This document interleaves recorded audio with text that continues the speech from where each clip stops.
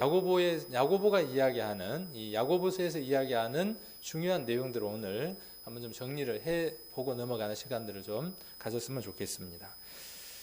자, 그래서 먼저 믿음이라는 것이 무엇인가에 대한 내용을 한번 정의를 한번 내려보겠습니다.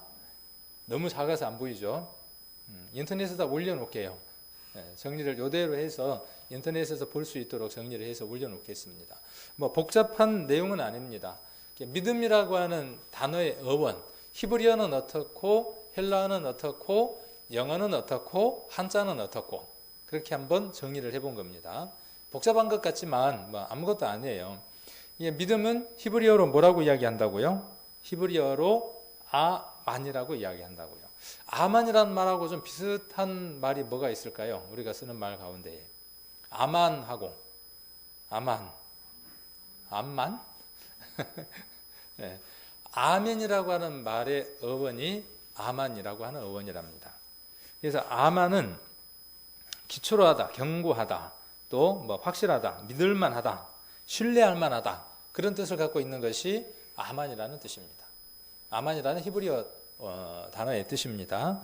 그래서 아멘이라고 우리가 자주 사용을 하죠. 뭐 기도 가운데 기도 끝에 아멘, 그 다음에 찬양 끝에 아멘이 나와 있는 것도 있습니다.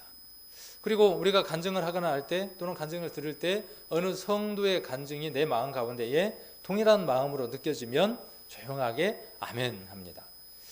우리 교회에서 아멘이라고 하는 이것이 굉장히 좋은 것인데요. 잘 안 쓰죠. 그리고 또 서로 만났을 때 어떤 인사가 좋으냐 하면 샬롬이라고 하는 인사도 참 좋은데 그 인사도 잘 안 하죠. 왠지 좀 그 놈이 들어가니까 이상한 단어가 느껴져서 그 단어를 잘 안 쓰는 것 같은데 샬롬이라는 말이 얼마나 좋습니까? 그래서 그렇게 인사하는 것도 좋고 우리가 또 아멘으로 화답하는 것도 좋죠. 찬양대가 찬양을 끝나고 우리가 그 찬양에 우리 마음 가운데 하나님과 같은 찬양대가 드리는 동일한 마음이 있다면 아멘으로 화답하면 좋을 텐데 워낙 마음으로만 이렇게 아멘 하시고 여기 밖으로 나오기까지 좀 시간이 걸리시는 것 같아요.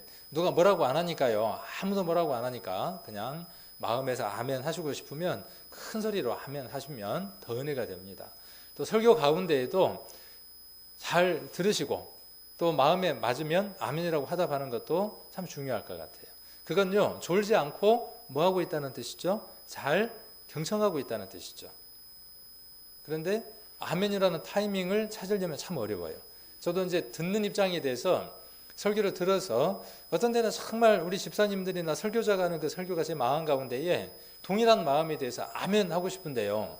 맞습니다. 옳습니다. 그렇게 하고 싶은데 벌써 지나가고 없어요. 타임이. 근데 이제 장로교 우리 계시는 목사님들을 보면 그 아멘 타이밍을 만들죠. 그래서 끝에 정말 기교 있게 설교를 하고 그 뒤에 성도들이 아멘 할 수 있도록 기다렸다가 그 다음 얘기를 하는데 우리는 설교자들이 그런 그 테크닉이 없어서 그 다음 말이 바로 이어지다 보니까 아멘이라는 말을 잘 화답하지 못하는 건 사실인 것 같습니다. 그래도 마음 가운데에 동의하는 마음들은 있을 것 같습니다. 어제 제가 어떤 자매님 신방을 가서 그런 교제를 한번 나눈 적이 있어요. 교회를 오실 때 어떤 마음으로 오십니까? 그냥 가방 들고 텔레 그냥 교회 가는 날이니까 그냥 그렇게 오십니까? 아니면 무엇인가 받을 준비를 하고 오십니까? 예배를 보러 오십니까? 드리러 오십니까? 자, 이렇게 한번 말씀을 드리고 조금 예배가 내 마음 가운데 와닿으려면 한 가지 방법이 있습니다. 그 방법이 어떤 것이냐 하면 메모지를 준비를 하십시오. 그래서 펜하고 노트하고 준비해서 그 설교를 요지를 적고 또 그것을 집으로 돌아가서 다시 한 번 더 그 말씀을 상고해 본다면 훨씬 더 예배가 은혜로운 시간이 될 겁니다. 그렇게 말씀을 드리고 제가 펜하고 노트하고 선물로 드릴게요 해놓고 준비를 안 했어요. 그래서 꼭 안 잊어버리고 해드릴게요. 준비를 해서 메모를 할 수 있도록 그렇게 하겠습니다. 그래서 오셔서 그냥 이렇게 듣는 거 하고요. 메모를 하기 위해서 준비하고 듣는 것하고는요. 완전히 자세도 다를 뿐더러 듣는 것들이 다릅니다. 한번 해보시면 알 수 있습니다. 그리고 마음 가운데 아멘이 되면 그 내용들이나 성경 구절들을 적어놓고 다시 한 번 더 묵상을 하게 되면 훨씬 더 은혜가 되겠죠. 혹은 요즘은 인터넷이 많이 발달해 있으니까 설교가 인터넷에 올라와 있으니까, 우리 홈페이지에 올라와 있으니까 한 번 더 들으면 훨씬 더 은혜가 될 수 있겠죠. 그래서 그런 휴대폰이나 그런 거 갖고요, 요즘은 뭐 카톡을 하거나 게임을 하거나 그렇게 많이 활용을 하는데, 그런데 활용하기보다는 우리 홈페이지에 들어와서 여러 설교자들의 설교를 듣는다면 훨씬 더 은혜가 더 충만해지지 않을까 하는 생각들을 한번 해봅니다. 그래서 우리 성도님들이 누구나 쉽게 볼 수 있도록, 어제 요즘 이제 유튜브라고 하는 데 동영상들만 많이 올라갑니다. 그러니까 그곳에 우리 설교들을 다 올릴 수 있도록 그렇게 지금 하려고 합니다. 그래서 우리 교회에서 설교됐던 것들을 누구든지 또 우리 성도님들이 쉽게 인터넷으로 동영상을 볼 수 있도록 그렇게 지금 준비를 해 두었습니다. 문제는 밥상은 다 차려놨는데 오셔서 어떻게 하셔야 되겠어요? 맛있게 잡수셔야 되겠죠. 오늘 주일도 마찬가지죠. 저는 나름대로 지금 뭘 했냐 하면 보리밥이든 잡곡밥이든 열심히 지금 식사 준비를 했습니다. 제가 오늘 토요일날 저녁에 준비를 한 게 아니라 설교가 준비가 되면 계속 마음 가운데 이번 주에는 이 본문을 가지고 성도님들하고 이렇게 교제를 해야지 하고 묵상을 하다가 토요일날 저녁이 되면 최종적으로 이제 정리를 하고, 그런 다음에 우리 성도님들하고 교제를 합니다. 토요일날 저녁이 되면 제가 한 달 동안 생각했던 것들을 다 전달하고 싶어갖고 정리를 하다 보면, 야, 이거 분량이 너무 많아서 안 되겠다 싶어서 빼기도 하고, 욕심껏 다 하려다가 또 시간이 넘어가기도 하고 합니다. 밥을 어쨌든 여러분들에게 먹이기 위해서 애쓰고 지었는데, 듣는 성도님들의 마음들이, 드시는 분들의 그 숟가락 모습이 먹으면서, 밥 먹으면서 졸아보셨어요? 아니면 밥 먹으면서도 졸아봤어요? 새벽 4시에 일어나서요, 옛날에 학원에 강의라고 하면서 4시에 일어나서 차를 타고 다니고 그러다 보면요, 밥 먹을 때도 졸아요. 칠판에다가 강의를 하면서 쓰다가요, 이렇게 졸 때도 있어요. 쓰다가 잠이 많이 오면 그럴 때도 있더라고요. 정말 피곤하면 그럴 수 있어요. 여기 오셔서 오늘 식사를 하시면서 말씀을 들으면서 숟가락을 들고 어떻게 할 수 있느냐 하면 매실도 따고 이것도 저거 하느라고 힘들어서 깜빡 졸 수는 있겠죠. 그런데 어떻게 먹어야 기분이 좋겠습니까? 우리 자매님들이 남편을 위해서 밥 준비를 하는데 그 밥을 어떻게 먹어야 기분이 좋습니까? 깨작깨작 젓가락 갖고 깨작깨작 하면 어떻게 하고 싶어요? 상을 뺏고 싶잖아요. 우리 성도님들의 모습들도 어쩌면 그런 모습들이 아닐까 하는 생각들을 해봅니다. 그래서 정말 바른 자세로 설교자들하고 눈을 맞추고 또 메모를 하려고 하고 이렇게 하는 그런 마음들이 있을 때 분명히 여러분 안에 더 큰 은혜가 이루어질 것이라고 저는 생각을 합니다. 아멘 얘기하다가 이렇게 길게 얘기가 나왔습니다. 그 다음에 헬라어로는 믿음이라는 단어를 피스티스, 참 발음도 어렵네요. 피스티스, 헬라어로 이렇게 이야기를 한답니다. 같은 말로 신앙이라는 뜻과, 여기 보니까는 중요한 단어가요, 담보라는 말과 또 어떤 단어가 기록되어 있습니까? 담보와 그 다음에요, 보증이라는 말이 있죠. 믿음이라는 말 안에는 어떠한 단어가 함께 포함되어 있냐 하면 담보라는 말과 보증이라는 단어가 함께 포함되어 있습니다. 그래서 이 믿음이라고 하는 단어는요, 어떤 용어냐 하면 언약에 관계된 용어들입니다. 계약에 관계된 용어들이에요. 은행이라든가 이런 데에서 계약을 하거나 할 때 사용하는 용어가 뭐냐 하면 믿음이라는 용어를 사용을 했습니다. 은행은 언제부터 있었을까요? 자, 1번 최근 한 200~300년 사이에 생긴 것이다. 2번 예수님 때도 있었다. 3번 훨씬 그 이전에도 있었다. 예수님 때도 있었고 훨씬 그 이전에도 은행이 있었던 것을 우리가 볼 수 있죠. 자, 그래서 그런 용어들이 언약에 관계된, 계약에 관계된 언어로서 믿음이라는 용어가 있었습니다. 그 다음에 영어로는 뭐라고 이야기를 하느냐 하면 스펠링이 FAITH. 발음이 제가 잘 안 되더라고요, 이게. 한국 사람이 영어 발음을 하려니까 정확하게 잘 안 되더라고요. TH 발음이 잘 안 돼요. 그래서 어쨌든 읽지는 못하겠고, 영어로는 믿음이라는 단어를 저렇게 쓰는데 왜 저 단어를 썼냐 하면 Father라고 하는 단어와 믿음이라고 하는 단어의 어원이 같다는 것입니다. 아버지는 어떤 대상이죠? 지금은 북한이 무너져서 그렇지 않지만 과거의 아버지는 신뢰의 대상이고 믿음의 대상입니다. 그래서 Father라고 하는 말의 어원이 같고 동일하고, 여기 보니까 영어로 뭐 UNFATHOMABAL 발음을 잘 못하겠네요. 쓰기는 썼는데, 자, 깊이를 측정할 길이 없는 그런 뜻이라는 것이고, 그래서 밑바닥이라는 용어와 아버지와 믿음이라는 어원이 같다는 겁니다. 물에 빠졌을 때 물밑을 발로 밀고 결국 깊은 밑바닥을 측정할 수 없는 심연으로 빠져들지 않게 하고 밑바닥을 받쳐주는 존재인 믿음의 실체는 나의 아버지라는 것이다. 그렇게 이야기를 했습니다. 그래서 아버지와 믿음과 밑바닥이라고 하는 이 단어들이 같은 어원에서 나왔다는 것을 우리가 한번 살펴볼 수 있습니다. 그래서 믿음이라고 하는 것은 신뢰의 대상에 대해서 이야기를 하는 겁니다. 한문어로는 뭐라고 쓰느냐 하면 신앙이라고 씁니다. 믿을 신자에 우러를 앙자를 사용을 합니다. 이 믿을 신자를 보면 사람 인자 옆에다가 어떤 글자를 썼느냐 하면 말씀 원자를 사용을 했죠. 그래서 사람의 말을 믿는다는 것이죠. 사람의 말은 믿을 만하다는 것이죠. 근데 여기에서 사람은 누구겠어요? 자, 세상 사람 말 믿을 만한 사람 있어요, 없어요? 없어요. 근데 옛날에는 좀 그랬는가 봐요. 어른들 말은 믿을만 했는가 봐요. 경험이 있었던 어른들의 말은 믿을만 했다라고 해서 믿을 신자라고 하는 글자를 만들었습니다. 그러나 믿음 측면에서 본다 그러면, 신앙 측면, 성경적인 측면에서 본다 그러면 사람의 말이 믿을 만한 것이 아니라 예수님의 말씀이, 하나님의 말씀이 믿을 만한 것이죠. 그리고 국어사전에서 믿음은, 이게 중요한 것 같습니다. 국어사전에서의 이 믿음은 무엇이라고 이야기를 하고 있느냐 하면 믿는, 뭐라고 되어 있습니까? 믿는 마음 또는 그렇다고 여기는 바라고 되어 있습니다. 그래서 우리가 이 믿음이 우리 머릿속에, 이 국어사전의 믿음이 우리 머릿속에 들어와 있기 때문에 야고보서를 읽을 때에 이 말씀들이 이해가 잘 되어지지가 않습니다. 그래서 이런 부분들을 오늘 좀 정리를 하고 싶어서 이 믿음에 대한 어원을 한번 살펴보는 겁니다. 자, 믿음이라고 하는 것의 개념이 어떤 것이냐는 거죠. 우리가 한 가지로만 말하는 믿음이라는 말 안에는 크게 두 가지의 다른 개념이 들어있다는 말이 된다. 이러한 믿음의 두 가지 개념은 다음과 같이 나타낼 수 있을 것이다. 첫 번째가 뭐냐면 지식적인 믿음이 있고요. 두 번째가 실천적인 믿음이 있습니다.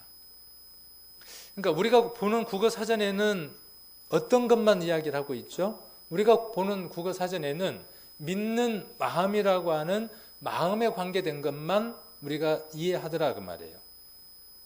우리가 단어는 그 단어를 통해서 우리 안에 무엇인가를 그리게 되죠. 추상하게 되죠. 어떤 명사를 통해서 내 안에 어떤 그림들을 그리고 그 물체에 대한 형상을 만들게 됩니다.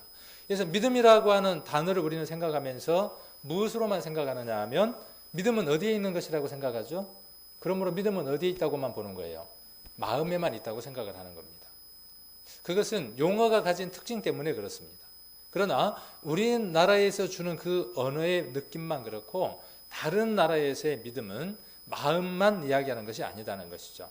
자, 여기 보니까 지식적 믿음이다 그랬어요. 이게 뭐냐면 믿는 마음이에요. 자, 어떤 사실을 사실로 인정하는 거예요. 어떤 사실을 사실로 인정하는 것. 그것이 무엇이냐 하면 지식적인 믿음입니다. 여러분에게 이 지식적인 믿음이 왔습니까? 안 왔습니까? 어떤 사실, 우리가 믿었던 어떤 사실은 어떤 사실이에요? 자, 은행에다가 돈을 1,000만 원을 넣어서 2년 동안 넣으면 복리로 이자가 얼마가 생긴다. 이 사실을 지금 이야기하는 겁니까? 어디를 가면 어떠한 것들이 있다라는 그 사실을 이야기를 하는 겁니까? 아니죠. 예수 그리스도라고 하는 분이 이 세상에 2000년 전에 오셨고 그분은 오시기 전 수천 년 전부터 미리 계획된 분이라는 것. 그리고 그가 우리를 위해서 십자가 위에서 못 박혀서 돌아가 주셨다는 명백한 객관적인 사실. 그 사실을 우리가 인정했죠. 어디로 인정했습니까? 어디로? 네, 여기로. 그리고 그 인정된 것이 어디로 내려왔어요? 여기로 내려왔어요. 내려올 때 필링이 있죠. 아, 기쁘다. 아, 유쾌하다. 아, 행복하다. 아, 자유롭다. 아, 너무나 기쁘다. 뭐 이런 여러 가지들의 표현들을 할 수 있겠죠. 자, 그런 부분들을 지식적 믿음이라고 한번 생각을 해볼 수 있습니다. 그리고 두 번째로 실천적 믿음이라고 하는 걸 한번 생각을 해볼 수 있습니다. 실천적 믿음은 오랜 경험을 통해 어떤 사람이 늘 참말만은 참 어렵네. 어떤 사람이 늘 참말만을 말한다는 것을 알고 그리하여 그가 하는 말이면 무엇이든지 참으로 받아들이고 또한 그가 어떤 일을 요구하면 그대로 받아들여 따르는 것이다 그랬어요. 여기에서 중요한 건 어디겠습니까? 여기에서 정말 중요한 단어, 제가 노란색으로 칠을 안 했는데 여러분 같으면 여기 어디에다가 노란색을 칠을 하겠어요? 자, 어디서부터 노란색을 칠을 하게 되느냐 하면 또한 뒤에서부터가 노란색 칠을 해야 되겠죠. 빨간색으로 밑줄을 그어야 되겠죠. 별표 몇 개 하고 그가 어떤 일을 요구하면, 그렇죠? 어떤 일을 요구하면 그대로 받아들여 어떻게 하는 겁니까? 따르는 거예요. 그러니까 믿음이라는 용어 안에는, 믿음이라는 단어 안에는 무엇이 두 개가 공존하는 거죠? 어떤 것을 아는 지식, 알미라고 하는 것과 또 하나 무엇이 함께 존재하는 거예요. 그 지식에 걸맞는 따르는 것, 행함이라고 하는 것이 같이 공존하는 겁니다. 어떤 단어 안에가요? 믿음이라는 단어 안에가. 우리는 믿음이라고 하는 것을 무엇으로만 이해하고 받아들였냐 하면 개념적으로 마음에 있는 것이라고만 받아들였어요. 그런데 믿음이라는 용어 자체가 무엇을 이야기하느냐 하면 마음에 이루어지는 것을 어떻게 하는 것이죠? 그대로 따르는 것이에요. 그것까지가 뭐예요? 그것까지가 믿음이라고요. 이해가 잘 안 되시는가요? 네. 자, 그래서 말씀에서는 믿음을 어떻게 정의하고 있느냐는 것이죠. 성경에서는 믿음을 어떻게 정의하고 누군가가 여러분들에게 믿음이 무엇이냐고 묻는다면, 사랑이 무엇이냐고 묻는다면 대답할 게 있죠. 여러분들이 간단하게 대답을 하죠. 그런데 믿음이 무엇이냐 이렇게 이야기하면 여러분 어떻게 대답을 하실랍니까? 너무 어렵죠. 앞에 이야기한 건. 그렇죠. 뭐 히브리어로 뭐고. 근데 일단 이걸 정리를 하고 있다가 누군가가 묻는 사람들이 있다면 이대로 이야기를 해준다면 기가 죽겠어요, 안 죽겠어요? 히브리어로 어떻고 헬라어로 어떻고 영어로 어떻고 이야기를 하면 기가 팍 죽겠죠. 또 누군가가 찾아와서 성경에 관한 이야기를 할 때 당신이 믿음을 알아? 당신이 뭔 맛을 알아? 그러잖아요. 광고에 보면. 니들이 믿음이 알아? 믿음이 뭔지 알아? 그렇게 이야기를 하고 이렇게 설명을 해줄 수 있다면은 그들도 함부로 우리에게 말할 수 없을 겁니다. 자, 그래서 이렇게 용어적인 것도 한번 마음 가운데 정리를 해놓고, 그래서 어렵게 정리할 필요가 없고, 믿음이라고 하는 것은 마음에 관계된 것이 행동으로까지 나타나는 것, 그것을 가리켜서 믿음이라고 이야기를 한다는 것입니다. 자, 성경적인 믿음의 정의를 히브리서를 통해서 한번 살펴보도록 하겠습니다. 히브리서 11장 1절입니다. 히브리서 11장 1절.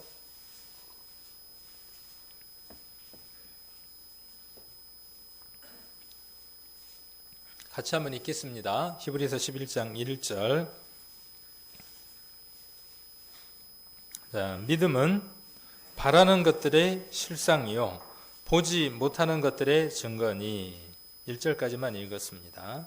믿음이라고 하는 것은 바라는 것들의 실상이다 그랬어요. 여러분들이 무엇인가를 바라고 있습니까? 뭘 바라고 있습니까? 여러분들이 무엇인가 바라고 있는 것이 있으면 그 바라는 것에 대한 삶이 무엇으로 나타나느냐 하면 믿음이라고 하는 것으로 나타나는 겁니다. 어제 잠깐 텔레비에 보니까 뭐가 나오느냐 하면 자전거로 세계 일주를 하겠다라고 생각을 하고 세계 일주를 한 사람이 있더라고요. 부부간에. 그들은 그들 마음 가운데 어떤 믿음을 가졌겠어요?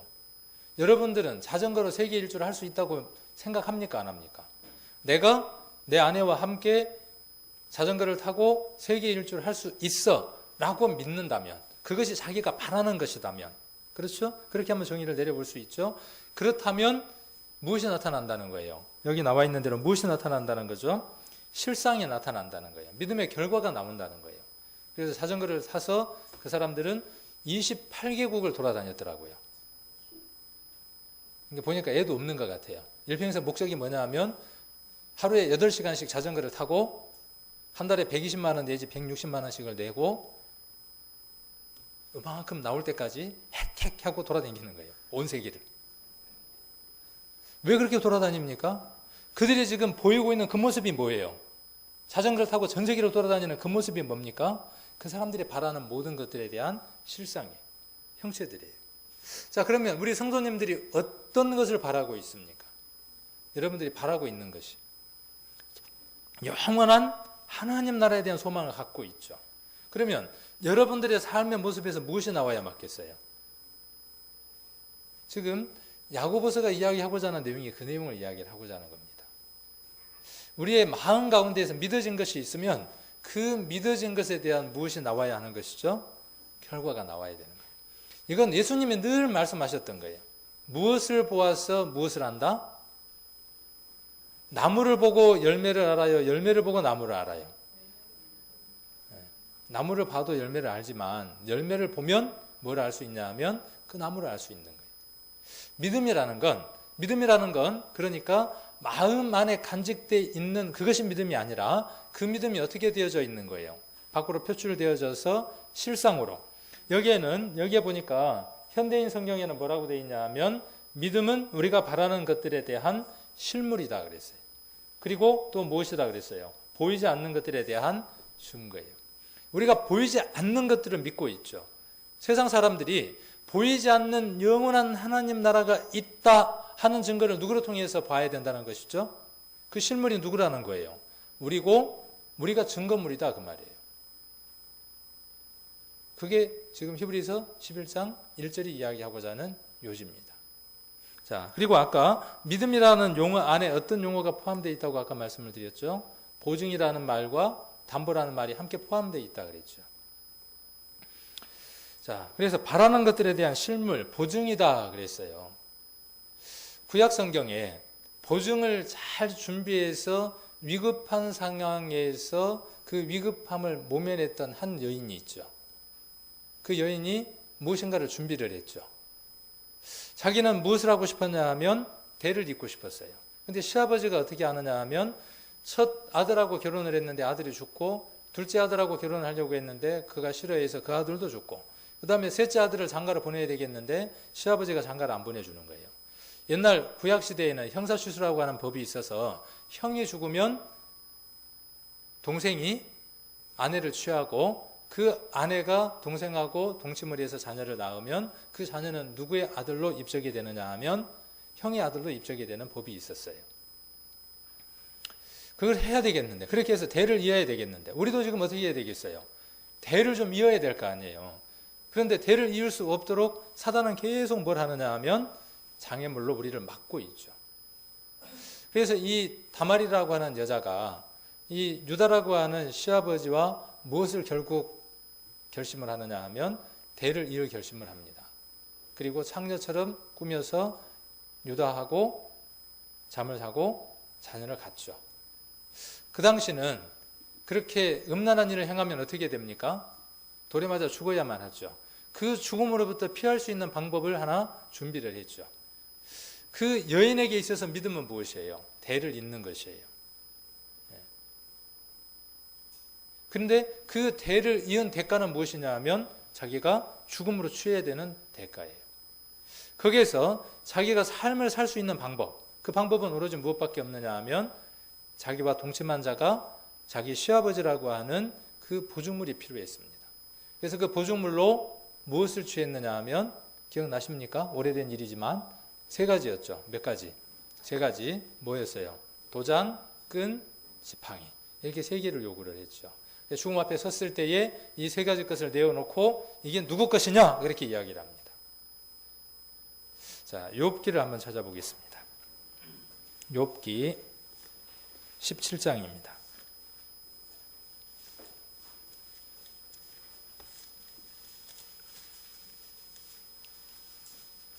17장 3절입니다. 17장 3절 같이 한번 읽겠습니다. 청컨대 보증물을 주시고 친히 나의 보주가 되옵소서. 주 외에 나로 더불어 손을 칠 자가 누구리이까. 자, 청컨대 뭘 달라고 말씀을 이야기를 하느냐 하면 보증물을 좀 달래요. 여러분들에게 보증물이 지금 있습니까? 그 다말처럼 죽음 앞에 섰을 때에 자기의 목숨을 구원할 보증물과 보주가 있어야 되는데 여러분들에게도 분명히 있습니까? 잘 준비되어 있어요. 그 다말처럼 도장끈 지팡이가 준비되어 있습니까? 자, 그리고 무엇이 되어 달라고 이야기를 하느냐 하면 나의 보주가 되어 달라고 이야기를 합니다. 보주라는 말을 요즘 은행 용어로 바꾸면 뭐겠어요? 보증인. 보증인이 있어야 은행 돈을 빌릴 거 아니에요. 자, 그리고 시편 119편을 한번 보겠습니다. 시편 119편 122절입니다. 시편 119편 122절. 자, 같이 한번 읽겠습니다. 주의 종을 보증하사 복을 얻게 하시고 교만한 자가 나를 압박하지 못하게 하소서. 보증을 해달라고 합니다. 근데 우리를 보증해 줄 사람이 있겠어요, 없겠어요? 네. 뭐 보증 서는 사람은 뭐도 하지 마라 그러죠. 네. 요즘은 보증 서려고 안 하죠. 근데 우리를 위해서 보증을 서 주신 분이 있어요, 없어요? 네. 잠언 20장 한번 보겠습니다. 잠언 20장에도 나오고요. 이게 두 번 나옵니다. 잠언은 이렇게 쭉 읽다 보면요. 두 번씩 나오는 것들이 있더라고요. 20장 16절입니다. 20장 16절에도 나오고요. 27장 13절에도 나옵니다. 자, 20장 16절 같이 한번 읽겠습니다. 자, 타인을 위하여 보증이 된 자의 옷을 취하라. 외인들의 보증이 된 자는 그 몸을 불모로 잡힐지니라. 자, 타인을 위하여 보증이 된 자가 누굽니까? 세상 모든 사람들을 위해서 스스로 보증이 되어 주신 분, 그리고 십자가에서 피 흘려 주신 분, 그분의 옷이 우리에게 입혀져 있다면 우리의 보주는 예수 그리스도고 우리의 보증물은, 담보물은 뭐가 되겠어요? 그분이 우리에게 입혀주신 옷일 것이고 그분이 우리를 위해서 피 흘려 주신 그 피가 우리에게 담보가 되고 또 보주가 되어 주실 겁니다. 여러분에게 이것이 있을 때 누구를 만날 수 있느냐 하면 하나님을 만날 수 있습니다. 그래서 믿음이라는 것은 바라는 것들에 대한 보증물이다 그 말이에요. 이것을 붙들고 있느냐 그 말이에요.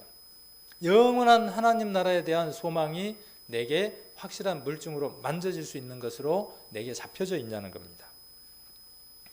자, 그 다음에 그러면 믿음을 어떻게 하면 얻느냐 그 말이에요. 믿음을 얻는 방법. 여러분들 어떻게 해서 믿음을 얻었습니까? 지금 여러분에게 그 믿음이 있습니까? 마음에서 믿는 마음과 아까 행할 수 있는 그 두 가지 것이 내게 지금 와 있습니까? 와 있다면 어떻게 왔냐는 거예요. 그래서 어떻게 하면 믿음을 가질 수 있어요? 라고 이야기를 한다면 우리가 그 사람들에게 믿음을 가질 수 있도록 안내를 해줘야 되겠죠. 우리에게 이루어지는 이 믿음을 그들이 가질 수 있도록. 첫 번째, 믿음은 노력하고 애써서 믿음이 이루어지는 것이 아니죠. 믿음은 어떻게 해서 이루어지느냐 하면 로마서 한번 찾아보겠습니다. 로마서 10장입니다. 우리 성도님들이 잘 아시는 내용들이지만 확인을 하도록 하겠습니다. 10장 17절입니다.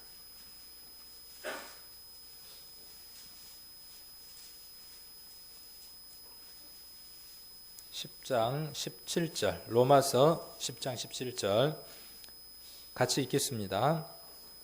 그러므로 믿음은 들음에서 나며 들음은 그리스도의 말씀으로 말미암았느니라. 자, 그러므로 믿음이라고 하는 것은 듣는 데서 나는 것이다.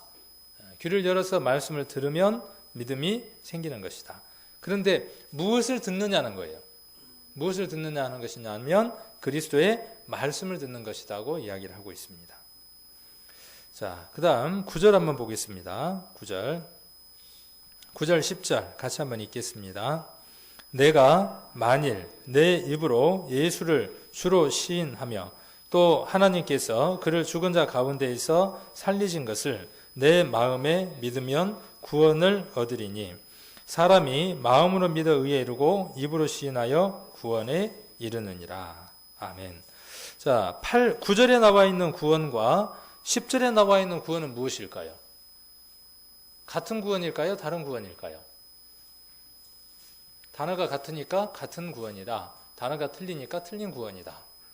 자, 9절에 보면 내가 마음에 믿으면 무엇을 얻습니까? 구원을 얻어요. 그런데 무엇을 믿는 겁니까? 무엇을 믿는 것이죠? 성경은 쉬워요. 우리가 무엇을 믿는 것이냐 하면, 무엇을 믿어서 구원을 얻는 것이냐 하면, 우리가 믿는 내용이 무엇이에요? 성경을 보면 돼요. 답을 저를 쳐다보고 답을 할 필요가 없고, 성경을 보면 그 답이 나와 있죠. 죽은 자 가운데에서 살리신 것을 그랬어요. 이 세상에서 죽은 자 가운데에서 살아서 지금도 살아있는 분은 누구밖에 없습니까? 예수 그리스도밖에 없죠. 여러분 마음 가운데에 이것을 믿어서 그렇게 믿었습니까? 마음 가운데에? 네. 우리가 믿는 마음, 무엇을 믿는 마음? 예수 그리스도가 나를 위해서 십자가에서 피 흘려 주시고 죽은 자 가운데에서 3일 만에 다시 사셨다는 것. 그리고 나를 죽은 자 가운데서 살리셔서 하나님과 함께 영원한 나라에서 나를 영원토록 살게 하실 것이라고 하는 그것. 그것이 무엇이냐 하면 우리가 믿는 믿음의 내용이죠. 자, 그런데 이것을 어떻게 한다는 것입니까? 이것을 내 입으로, 그리고 누구를 주로 시인하고요? 9절에 보니까 예수를 무엇으로 시인해요? 주로. 주라는 말은 무슨 뜻입니까? 당신은 나의 주인입니다. 제가 자주 무지개 학원에 강아지를 이야기를 합니다. 개 이름이 다롱이에요. 요즘 개들은 이름도 참 세련됐어요. 옛날에는 도꾸메리 종밖에 없었는데 요즘 뭐 다롱이도 있고 이름들이 참 세련됐어요. 근데 개는 주인으로 한번 모시려고 마음을 먹으면 완전히 달라지더라고요. 주인으로 모시기 전에는요, 만지기도 못하게 해요. 근처에도 못 가게 합니다. 그런데 지가 반 주인으로 삼으려고 딱 마음을 먹으면요, 완전히 달라져요. 와서 그냥 막 발을 들고 갔다가 문대기도 하고요, 볼을 갖다가 막 손에다 갖다 문질리기도 하고, 그 다음에 자기하고 아는 체 안 하면 와서 짖고 그래요. 지 좀 알아달라고. 그리고 새끼를 낳는데도 경계를 거의 안 해요. 지 새끼를 만져도 그냥 있어요. 왜 그러냐 하면 어떻게 머릿속에 지금 각인된 거죠? 주인이라고. 그러니까 뭐냐 하면 우리가 지금 주인이라는 말은 그런 관계예요. 옛날에는 종과 무엇이 있었어요? 주인이 있었던 것처럼요. 노예가 있었고 주인이 있었던 것처럼 그런 관계로 예수님과 우리의 관계를 말씀하고 계십니다. 여러분들에게 예수님이 지금 내 발을 핥아라 이렇게 말씀하시지는 않겠지만 우리 주님이, 그런데 우리는 간혹 강아지에게 뭘 내놓느냐 하면 발가락을 내놓습니다. 그럼 걔가 어떻게 합니까? 핥아요. 핥아요. 여러분에게 정말 그런 마음이 있습니까? 주인으로 모셨다는 말이 그런 의미입니다. 시키면 시키는 대로, 죽으라 그러면 죽고, 가서 물어오라 그러면 물어오고, 이것이 우리가 믿는 믿음의 내용 가운데의 가장 중요한 내용들이죠. 우리에게 자유를 주셨고 우리에게 안식을 주셨는데 그 자유나 안식이 우리에게 오해되어졌다는 것이죠. 자, 그래서 마음에 믿으면 누구하고의 관계가 이루어지는 거냐 하면 하나님과의 관계 속에서 영원한 구원이 이루어지는 것이죠. 그 다음에 10절에 그래서 사람이 마음으로 믿어 무엇에 이르고요? 의에 이르고. 마음에 믿어서 누구하고 관계가 맺어졌고요? 주님하고의 관계가 맺어졌고, 그 다음에 입으로 시인했어요. 이 입으로 시인한다는 것은 누구 앞에서 시인한다는 것일까요? 세상 모든 사람들에게, 교회 성도들에게 하는 것은 간증이라고 이야기를 하고, 세상 사람들에게 내가 예수를 믿었다라고 시인하는 것은 뭐예요? 복음을 전하는 전도죠. 그렇죠? 자, 이것을 통해서 교회 성도들은 구원 간증을 통해서 아, 저 성도가 구원을 받았구나 하는 것을 인정하고 마음 가운데 받아들이게 됩니다. 세상 사람들 우리가 복음을 전할 때 아, 저 사람은 하나님의 자녀다라고 인정을 합니다. 복음을 전할 때. 어떨 때 하나님의 자녀라고 인정을 한다고요? 복음을 전할 때, 하나님을 전할 때. 자, 이렇게 믿음에 대해서 지금 이야기를 하고 있습니다. 그러니까 믿음은 어려운 것이 아니라 믿음 들음으로 해서 믿음이 형성이 되는 겁니다. 자, 로마서 1장을 한번 보겠습니다. 자, 종교 개혁을 했던 루터가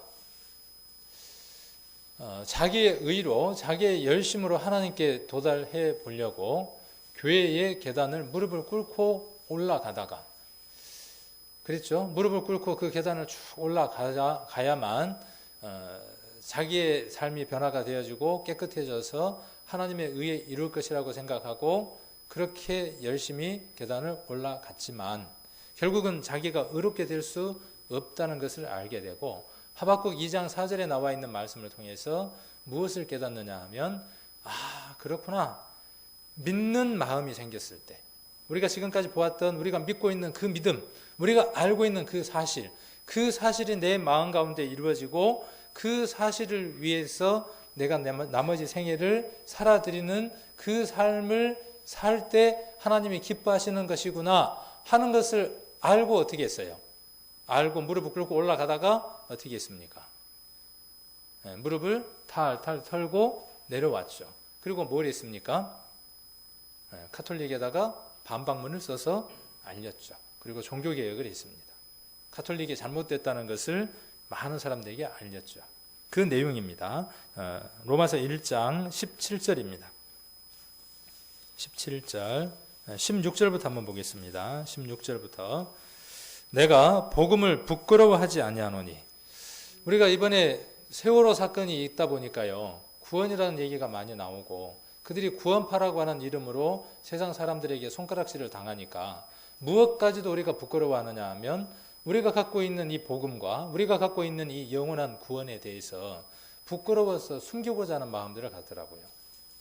여러분 안에 그런 마음들 혹시 있습니까? 그 마음 있으시면 안 됩니다. 그들의 삶이 잘못된 것이지 그들이 이야기하려고 했던, 그들이 말했던 복음이나 구원은 성경에 있는 것들이고 그것은 정말로 필요하고 그것은 정말 핵심적인 것들입니다. 그들의 삶이 문제인 것이지. 그래서 내가 복음을 부끄러워하지 아니하노니 이 복음은 모든 믿는 자에게 구원을 주시는 하나님의 능력이 됩니다. 첫째는 유대인에게요, 또한 헬라인에게라. 17절 같이 한번 읽겠습니다. 복음에는 하나님의 의가 나타나서 믿음으로 믿음에 이르게 하나니 기록된 바 오직 의는 믿음으로 말미암아 살리라 함과 같으니라. 바울은 여러 곳에서 이 의는 믿음으로 말미암아 살리라는 내용을 3번에 걸쳐서 인용을 합니다. 그 가운데 첫 번째 인용입니다. 근데 여기에 보면 복음에는 그랬어요. 복음, 기쁜 소식에는, 예수 그리스도에 관한 말에는 하나님의 의가 나타나서 믿음에서 믿음으로 이르게 한다 그랬어요. 자, 그러면 앞에 이야기하는 믿음과 뒤에 이야기하는 믿음이 같은 거예요, 다른 거예요? 어렵죠, 이 성경이. 근데 성경을 보면서 어려우면 여러분들 어떻게 하십니까? 성경을 쭉 읽다가 어려우면 이거 교회 가서 물어봐야지 해가지고 체크하고 와가지고 우리 성도님들하고 교제를 해봅니까? 그냥 덮어놓습니까? 궁금한 건 어떻게 해야 되느냐면 적어와서 물어보고 해결을 해야 되죠. 성경을 읽는데도 아무런 궁금한 것이 없다. 그러면 뭐냐 하면 성경을 다 이해했다는 뜻이 되든지 아니면은 그냥 봤다든지 둘 중에 하나겠죠. 궁금한 것들이 많이 있을 겁니다. 성경을 읽다 보면은요. 왜요? 이렇게 어려운 부분들이 있습니다. 근데 그냥 건너갔든지 아니면 다음에 물어보려다가 잊어버렸든지 둘 중에 하나일 겁니다. 자, 여기 쉬운 성경을 제가 옮겨놨습니다. 요즘은 스마트폰 다 갖고 계시죠? 거의 한 90%가 스마트폰인데 스마트폰에다가 이런 성경들을 넣을 수 있습니다. 그러면 여러 버전으로 다 볼 수 있어요. 그래서 어려운 구절들이 있으면요, 저렇게 여러 번역본들로 성경을 보면 쉽게 이해를 할 수 있습니다. 그래서 쉬운 성경을 보면 뭐라고 기록이 되어 있냐 하면 하나님께서 주시는 의가 복음에 계시되어 있습니다. 성경에 의인은 믿음으로 인하여 살 것이라고 기록되어 있듯이 하나님께로부터 오는 의인은, 하나님으로부터 의가 오는 겁니다. 그런데 처음부터 끝까지 무엇으로 얻을 수 있어요? 믿음으로만 얻을 수 있다는 얘기예요. 그래도 좀 어려운가요? 그러니까 믿음이라는 건 처음과 끝이 있다는 말이 아니에요. 믿음은 처음도 누구예요? 예수 그리스도로 시작하고 믿음의 끝도 누구예요? 예수 그리스도예요. 그 예수 그리스도가 어디로 인도하게 하는 거죠? 하나님께로 오는 의로 인도해 주는 역할들을 하는 겁니다. 우리가 하나님의 의 가운데에서 온전한 삶을 살고 싶다면 어디에 있어야 된다는 것이죠? 처음부터 끝까지 어디 안에, 믿음 안에 있어야 한다는 것을 로마서는 이야기를 합니다. 자, 믿음으로 받는 은혜와 축복이 있습니다. 많습니다. 우리가 하나님이 주시는 그 믿음들을 간직했을 뿐인데 받는 것들이 너무나 많습니다. 그래서 첫 번째는 하나님의 자녀가 된다는 것입니다. 자, 우리가 믿으면 갈라디아서 3장 26절에 기록되어 있는 것처럼 하나님의 자녀가 됩니다. 안 놀라운가 봐요. 놀라운 일이 아닌가 봐. 하나님의 자녀가 된다는 게 놀라운 일이 아닌 것 같아요. 이미 알고 있는 것이라 놀랍지 않는지. 자, 두 번째로 히브리서 11장 6절 한번 찾아보겠습니다. 히브리서 11장 6절. 히브리서 11장 6절입니다.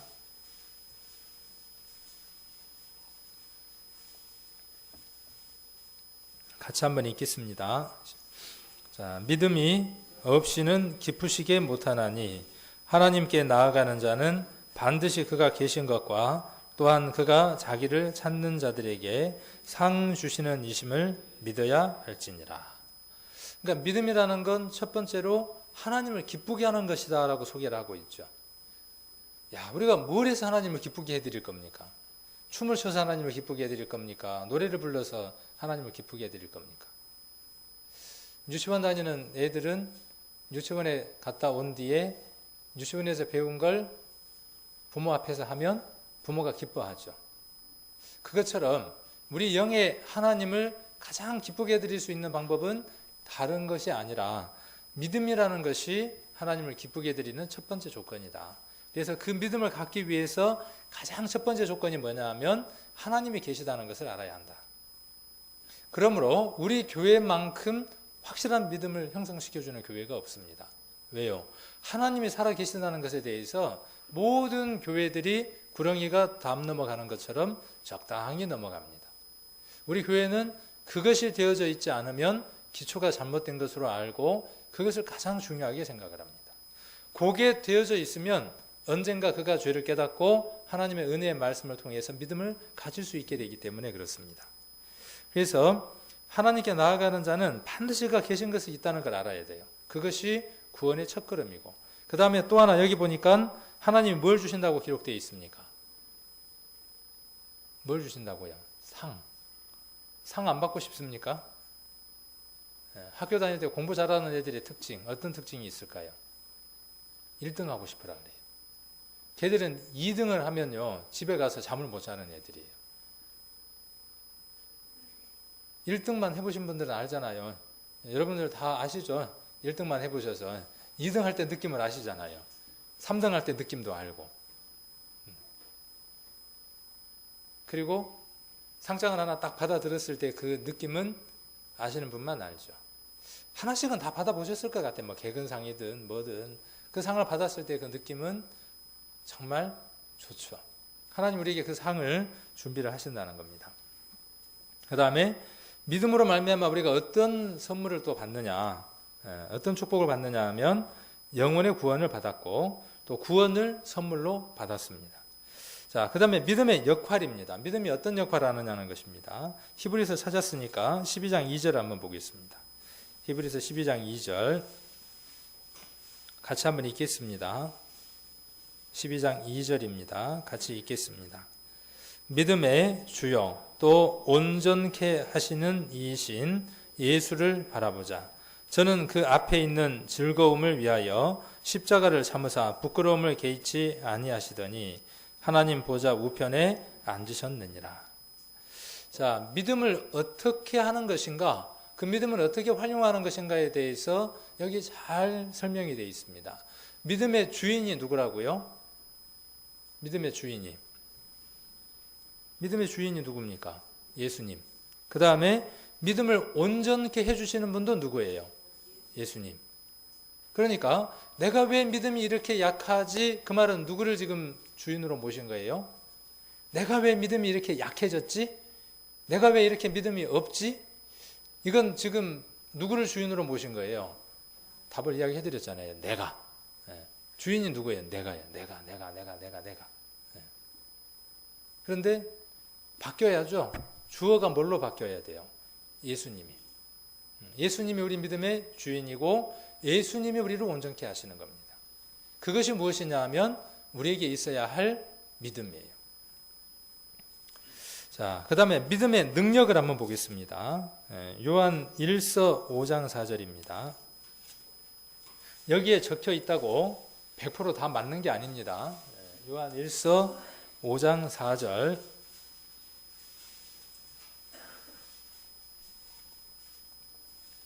같이 한번 읽겠습니다. 요한 1서 5장 4절 같이 한번 읽겠습니다. 예수께서 하나님의 아들이심을 믿는 자가 아니면 세상을 이기는 자가 누구냐? 요한 1서 5장 4절 5절인데 제가 5절만 읽었습니다. 죄송합니다. 4절 5절 다시 한번 읽겠습니다.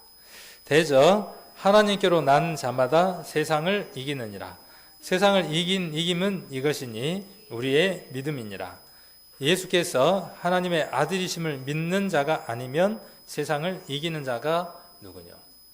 세상 것, 돈도 좋고 명예도 좋고 세상에 얼마나 먹음직하고 보암직하고 지혜롭게 할 만큼 탐스러운 것들이 많습니까? 그것을 이길 수 있는 힘이 무엇이라고요? 그걸 이길 수 있는 힘이 무엇이라고요? 여러분에게 있는 믿음이라고요. 근데 믿음이 있는데 세상을 이기지 못하고 있다면 무엇이 문제가 있는 거예요? 그러니까 무엇을 점검하고 무엇을 살펴봐야 되겠죠? 우리의 믿음이 문제가 있는가 없는가를 점검하고 살펴봐야 하겠죠. 자, 그 다음 믿음이 있으면 무엇을 할 수 있느냐 하면 무한한 능력을 발휘할 수 있습니다. 마가복음 9장을 한번 보겠습니다. 마가복음 9장 23절 9장 23절 같이 한번 읽겠습니다. 마가복음 9장 23절입니다. 예수께서 이르시되 할 수 있거든이 무슨 말이냐? 믿는 자에게는 능치 못할 일이 없느니라 하시니라. 믿는 자에게는 능치 못할 일이 없다 그랬습니다. 또 빌립보서 4장을 한번 찾아보겠습니다. 빌립보서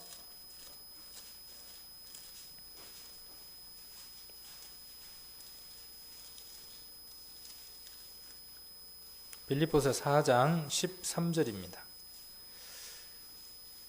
믿음이 있으면 어떻게 할 수 있다고 그랬죠? 예수님이 이쪽에 있는 산을 명해서 가야산 쪽에 있는 산을 저쪽 백운산 쪽으로 옮길 수 있는 믿음도 가능하다 그랬죠. 자, 4장 13절입니다. 같이 한번 읽겠습니다.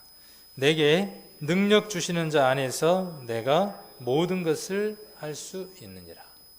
그런데 무한한 것이 그냥 한정이 없는 무한이 아니라 어떤 한계가 있죠.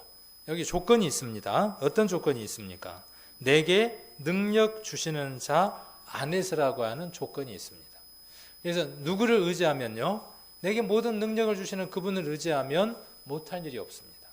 내가 나를 의지하면 내 능력 이상의 일을 할 수가 없습니다.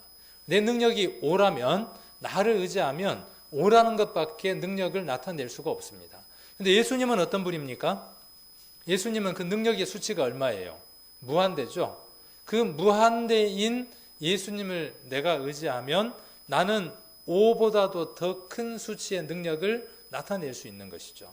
그것이 무엇의 힘이에요? 능력의 힘입니다. 그래서 믿음 안에 있었던 모든 사람들이 역사를 바꿨던 것들을 기억할 겁니다.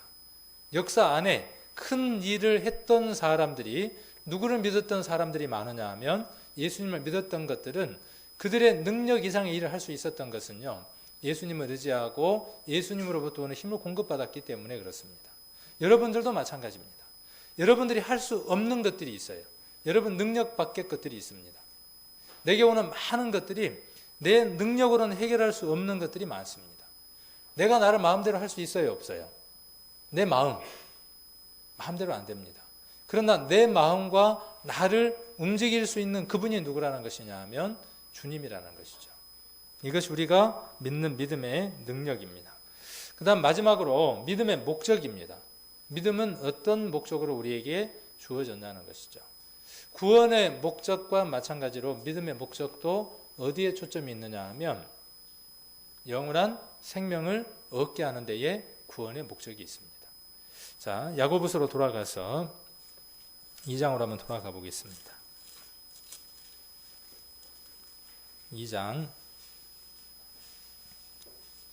14절입니다. 야고보서 2장 14절. 자, 내 형제들아, 만일 사람이 믿음이 있노라 하고 행함이 없으면 무슨 이익이 있으리요? 그 믿음이 능히 자기를 구원하겠느냐? 만일 형제나 자매가 헐벗고 일용할 양식이 없는데 너희 중에 누구든지 그에게 이르되 평안히 가라, 더웁게 하라, 배부르게 하라 하며 그 몸에 쓸 것을 주지 아니하면 무슨 이익이 있으리요? 이와 같이 행함이 없는 믿음은 그 자체가 죽은 것이니라. 여기 지금 야고보서는요, 똑같은 패턴으로 다른 설명들을 들어서 예를 들면서 행함 없는 믿음이 헛것이라고 하는 것에 대해서 반복적으로 지금 설명하고 있습니다. 그래서 어떤 예를 들어서 지금 이야기를 하고 있느냐 하면 교회 안에 예를 들어서 지금 이야기를 하고 있는 겁니다. 우리에게 예수 그리스도로 말미암는 사랑을 받은 바 되었다면, 우리에게 주님을 한번 간직한 마음이 있다면, 주님의 사랑을 받은 마음이 있다면 동일하게 주님의 사랑을 받은 성도들을 바라보면서 내가 주고 싶은 마음이 있고 공급하고 싶은 마음이 없겠냐 그 말이에요. 그런데 그 마음이 있는데도 불구하고 행하지 않는다면 그 믿음은 어떤 믿음이라는 거예요? 그 믿음은 죽은 믿음이라는 거죠. 자, 또 8절부터 18절에도 또 이런 말을 합니다. 혹 가로되 너는 믿음이 있고 나는 행함이 있으니 행함이 없는 내 믿음을 내게 보이라. 나는 행함으로 내 믿음을 내게 보이리라. 내가 하나님은 한 분이신 줄 믿느냐? 잘하는도다. 귀신들도 믿고 떠느니라. 아, 허탄한 사람아, 행함이 없는 믿음이 헛것인 줄 알고자 하느냐 그랬어요. 그러니까 이게 말이 안 되는 거예요. 믿음이라고 하는 것 안에는 아까 말씀드렸던 것처럼 무엇이 함께 돌아가는 거죠? 행함이라고 하는 것이 같이 돌아가는 겁니다. 동전은 한쪽 면만 갖고 동전이라고 말을 할 수 있어요, 없어요? 동전은 500원짜리 동전의 앞면에는 뭐가 있죠? 500원짜리 동전 얼른 한번 꺼내보세요. 어디가 앞이죠? 500이라고 되어 있는 숫자가 앞이에요?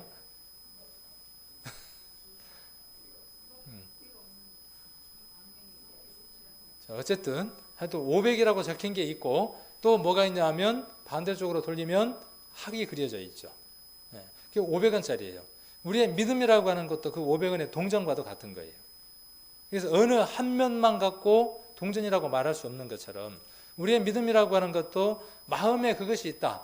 그래서 우리가 곧잘 무엇을 잘 인용하느냐 하면 예수님이 이야기하셨던 것을 인용을 하죠. 마음은 원인데 뭐가 약해요? 그래서 교회를 왜 못 오셨어요? 그런데 내가 일을 너무 많이 해가지고 마음은 원인데 육신이 약해서 못 왔어. 그게 말이 되는 말이라고요? 안 되는 말이라고요? 마음의 원이면 어떻게 돼야 된다는 거예요? 마음의 원이면 육신이 어디에 와야 된다는 거예요? 이곳에 와야 된다는 거예요. 성도는 하나님이 이 천지를 창조하시기 이전부터 주일과 화요일과 수요일과 금요일 모임을 하나님이 우리에게 허락해 주셨어요. 주일은 이 모임으로, 화요일은 저작년의 모임으로, 그 다음에 한 달에 한 번 노년회와 같이 모여요. 그 다음에 수요일, 그 다음에 금요일 이렇게 모이죠. 이건 선약이에요. 자, 우리의 믿음 안에 이것은 와 있는 것이죠. 그러면 이게 마음 안에 선약으로 와 있는 것이면 몸도 어떻게 해야 된다는 거예요? 주일날 이분들이 다 오셨으니까 여러분들에게 온전한 믿음이 있다면 수요일도 이분들이 이대로 다 오셔야지. 그렇죠? 지금 야고보서가 이야기하고자 하는 내용이 그 내용이고 제가 지금 말하고자 하는 내용이 그 내용이에요. 구역 모임 때 어떻게 돼야 되겠어요? 구역 모임 때에도 구역 모임은 반쪽짜리 모임이 아니고 수요일도 반쪽짜리 모임이 아니에요. 다 동일한 크기의 모임이에요. 그런데 우리들 마음 가운데에 어떤 믿음이 있기 때문에 그렇죠? 반쪽이라고 생각하는 믿음이 있으니까 몸이 지금 어떻게 행동하고 있는 거죠? 반으로 행동하고 있는 거예요.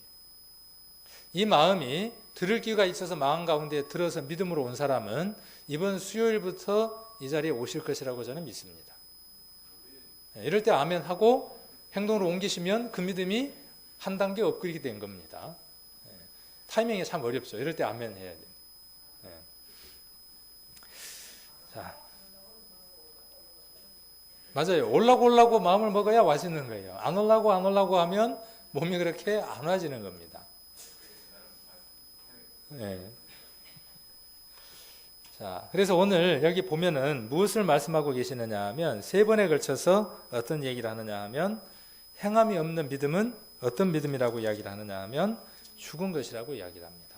그러면서 26절에 어떤 걸 인용을 합니까? 야고보서 2장 26절 한번 보십시오. 우리가 암송도 잘하죠. 암송도 너무나 잘합니다. 근데 그때 암송 한번 해봅시다. 뭐라고 지금 암송을 해야죠? 영원 없는 몸이 죽은 것 같이 행함 없는 믿음이 죽은 것이다. 그 자체가 죽은 것이다 그랬어요. 우리가 이 말씀 너무나 잘 알잖아요. 그리고 이치적으로도 그렇잖아요. 죽었다는 말은 무슨 뜻이에요? 죽었다는 말은 무슨 뜻이냐 하면 영혼과 몸이 분리됐다 그 말이에요. 그게 죽은 거다 그 말이에요. 자, 마음 따로 행동 따로 그러면 뭐예요? 죽은 거예요. 그게 죽은 거예요. 다른 게 죽은 게 아니라. 믿음이라는 말은 마음과 행동이 하나가 됐다는 거예요. 하나님이 흙으로 무엇을 만드냐? 흙으로 사람을 지었어요. 사람을 지었습니다. 그리고 코에다가 무엇을 불어넣었어요? 생기를 불어넣었더니 살아서 움직이는 신령한 물체가 됐어요. 하나님이 사람을 만드신 목적이 어디에 있습니까? 살아서 자유롭게 움직이고 생육하고 번성하고 다스리게 하기 위해서 사람을 만드셨어요. 그런데 쫙 분리가 돼버렸어요. 그러면 어떻게 된 거예요? 죽은 거예요. 그 목적을 이루지 못하면 죽은 것입니다. 자, 요한복음 20장 한번 찾아보겠습니다. 요한복음 20장. 요한복음 20장 22절입니다. 우리가 성경을 보면요. 하나님이 하셨던 일들, 하나님이 하셨던 말씀들이 신약에 와서 예수님이 그대로 반복하시는 걸 볼 수 있습니다. 출애굽기 3장 14절에 보시면 하나님은 나는 스스로 있는 자다 이렇게 말씀하셨는데 요한복음 8장에서 예수님이 뭐라고 말씀하시느냐 하면 나도 스스로 있다라고 예수님이 말씀하십니다. 똑같이 하나님이 사람을 흙으로 만들어서 코에다가 생기를 불어넣는 것처럼 여기 요한복음에도 똑같은 작업 하나가 나옵니다. 하나님이 사람에게 생기를 불어넣은 것처럼 예수님이 사람에게 성령을 불어넣는 장면이 나옵니다. 자, 22절 한번 보겠습니다. 이 말씀을 하시고 저희를 향하사 숨을 내쉬며 가라사대 성령을 받으라 그랬어요. 아담이 생기를 코에다가 후 하고 불어넣으니까 아담은 어떻게 있겠습니까? 하고 들여쉬었겠죠. 하고 뱉었으면 문제가 되지만 하고 들여쉬니까 하나님의 영이 그 안에 들어가서 살아서 움직이는 물체가 됐죠. 우리가 믿음을 가졌다 그 말이 뭐냐 하면 살아서 움직이는 물체가 됐다 그런 뜻입니다. 그런데 오늘 예수님이 어떻게 하셨느냐 하면 죽어있는 세상의 모든 사람들을 향해서 십자가에서 못 박혀 돌아가 주시고 이제는 성령으로 말미암아 후 하고 불어넣어 주시는 거죠. 그리고 우리가 그것을 하고 받아들이면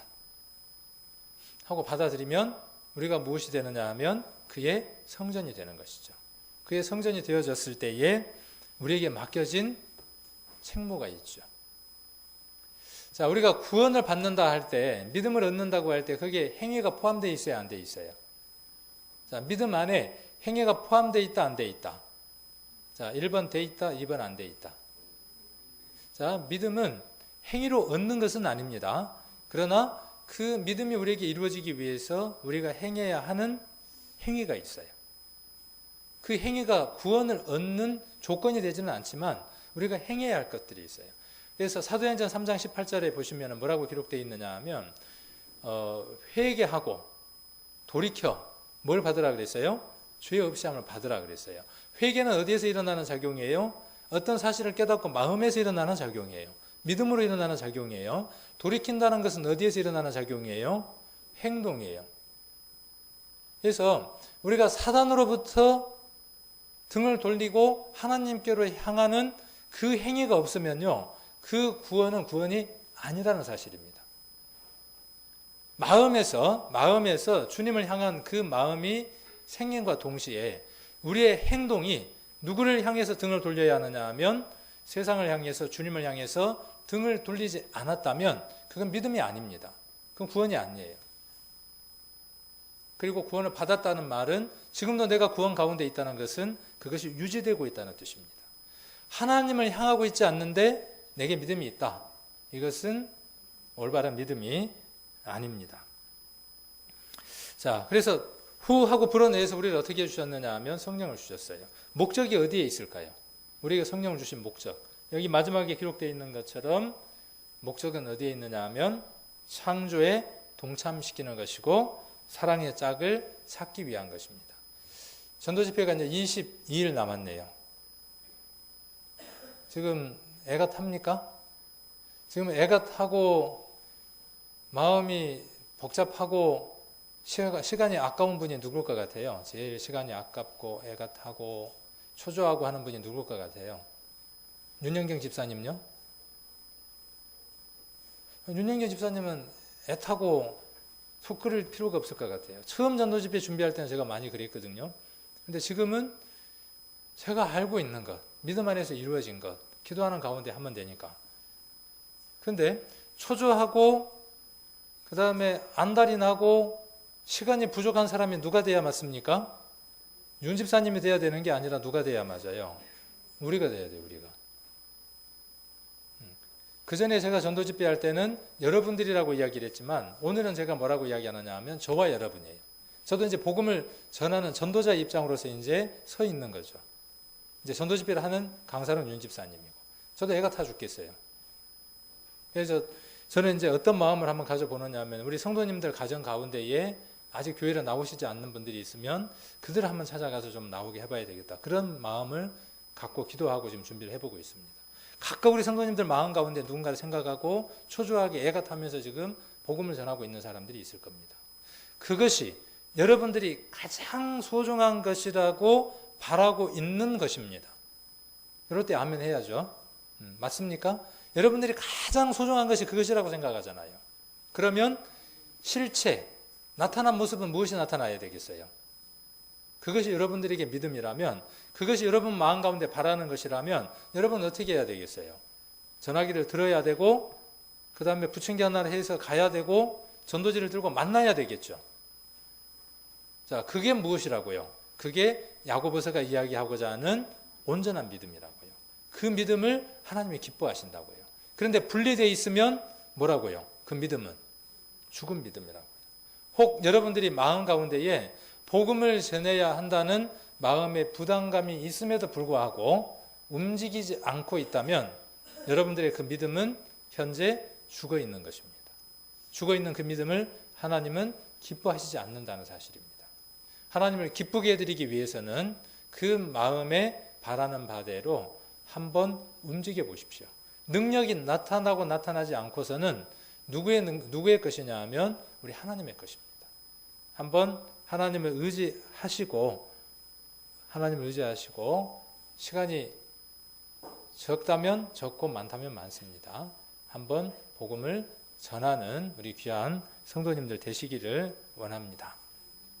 오늘은 만찬의식이 있는 날이므로 만찬에 관한 말씀 고린도전서 한번 같이 보겠습니다.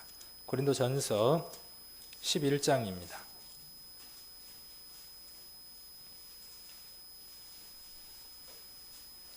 고린도전서 11장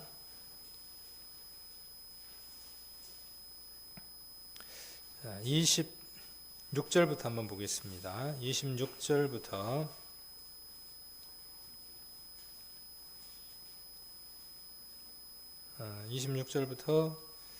29절까지 26절로 29절까지 같이 한번 읽겠습니다.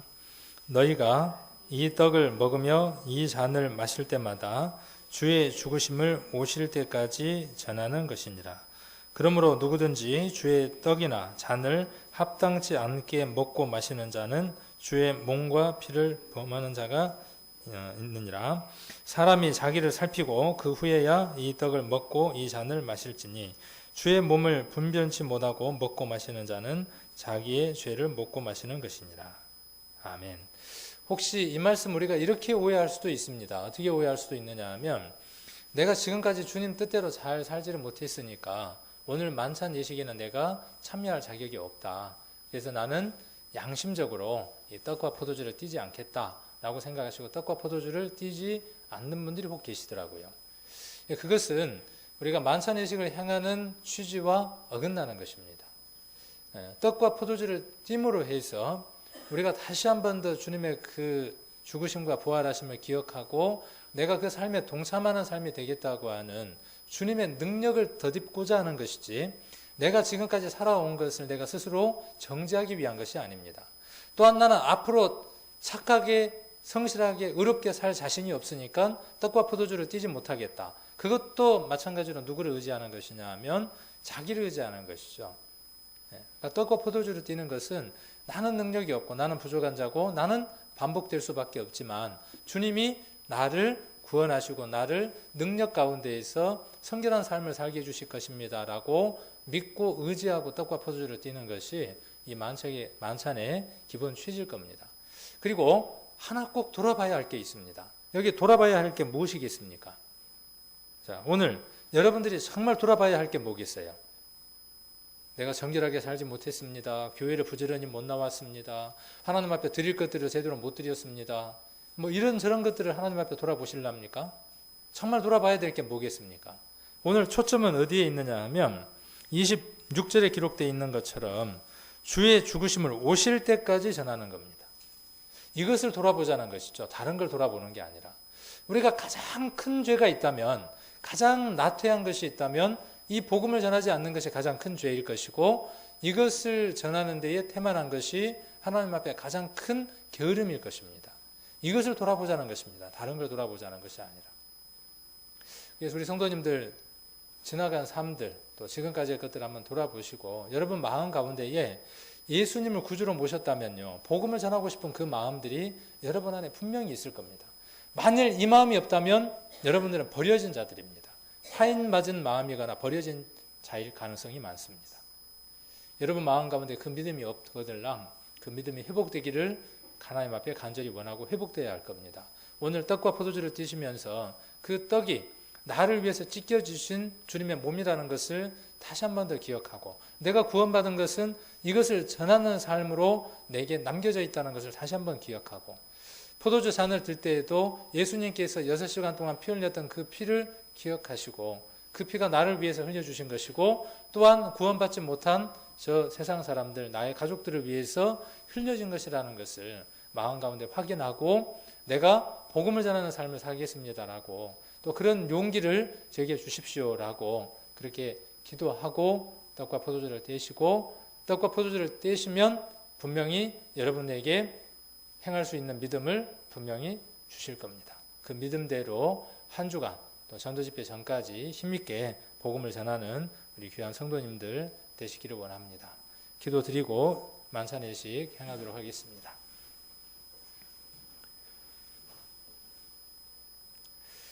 우리에게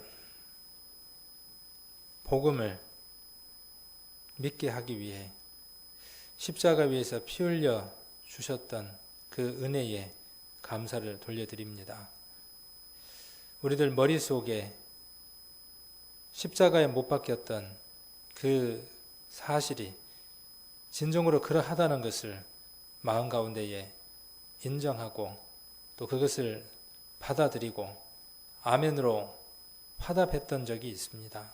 그리고 지금도 마음 가운데에서 그 사실은 불변하는 사실로 마음 가운데 아멘으로 화답하고 있습니다. 또한 우리에게 이제 맡겨진 것은 그 주님의 복음에 합당한 실천적인 믿음이 있어야 하는 것을 오늘 야고보서를 통해서 살펴보는 시간을 갖게 됩니다. 행함이 없는 믿음은 그 자체가 죽은 것이라고 야고보는 이야기를 하고 있습니다. 정말 우리들 10년 가운데에 주님을 위해서 성도를 돌아보고자 하는 마음도 있고 또 챙겨보고자 하는 마음도 있고 마음 가운데에 부담감으로 안겨져 오는 성도나 교회 모습들이 있는데 그 마음들을 묻어둔 채 행동으로 행하지 않는 것들이 있다면 우리 주님께서 그것을 죽은 것으로 바라보신다는 것을 오늘 깨닫도록 해주셔서 이제 교회를 향해서 마음 가운데 품고 있고 또 성도를 향해서 잃어져버린 영혼을 향해서 품고 있는 주님이 주신 그 마음들이 우리의 행동들로 옮겨져서 주님께서 우리 삶들의 열매 맺히는 삶을 맺힐 수 있도록 우리를 도구로 사용해 주시기를 간절히 빌고 원합니다. 우리의 삶 안에 행위가 없고 행동이 없어서 또 변화된 삶이 없어서 복음에 장애가 된 삶들이 많았던 것들을 오늘 주님 앞에 고백합니다. 주님, 우리 안에 듣고 배워졌던 그 수많은 지식적인 믿음들이 이제는 삶 가운데에서 실천적인 믿음들로 이루어져서 주님께 영광이 되어지고 또 세상 사람들에게도 빛과 소금의 역할들을 잘 감당할 수 있도록 저희에게 은혜 베풀어 주시기를 간절히 빌고 원합니다. 오늘은 또 주님의 죽으심과 부활하심을 또 우리를 위해서 중보하시는 그 귀한 은혜에 감사를 드리고 또 우리가 죽는 날까지 그리스도의 죽으심과 부활하심을 전하겠다고 하는 귀한 다짐을 하는 만찬의식을 행하는 날입니다.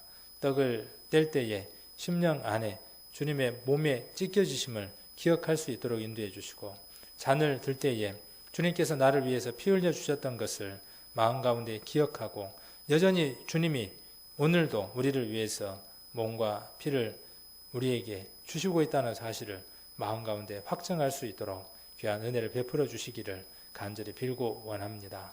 오늘 남겨져 있는 모든 시간들 위에도 주님 은혜 내려주시기를 원하며 우리를 죄악 가운데에서 구원해 주신 고마우신 예수님 이름 받들어 기도드립니다.